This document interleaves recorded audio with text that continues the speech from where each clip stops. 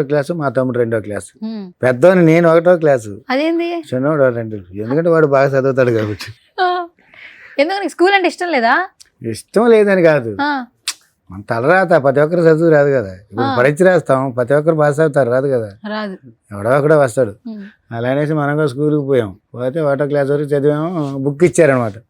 Book ఇచ్చిన తర్వాత అప్పుడంతా ఒడ్లు పోసే ఏంటంటే పానలు ఉంటాయి, దాంట్లో ఎత్తి పెట్టావా? దాచిపెట్టాను అనమాట. బుక్స్ బయట పెడితే ఏదైనా ఎత్తి వెళ్ళిపోద్దని. ఏంటి బొడ్లు వేసే దాంట్లో బుక్స్ దాచిపెట్టా.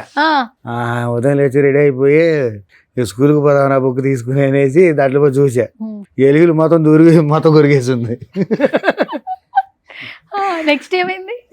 ఏముంది, స్కూల్కి పోతే వాడు కొడతాడు, బొక్కు చూపి అని. ఈ స్కూల్ వద్దు, చదువు వద్దు అనేసి అప్పటి నుంచి ఇక స్కూల్ ఆపేసా. మరి ఏం చేసావు నువ్వు? అసలు స్కూల్కి వెళ్ళలేదు, బాల్యం ఎలా గడిచింది? స్కూల్కి వెళ్ళి ఏమీ లేదు. సముద్రయాట మత్తికారులు కదా, సముద్రయాట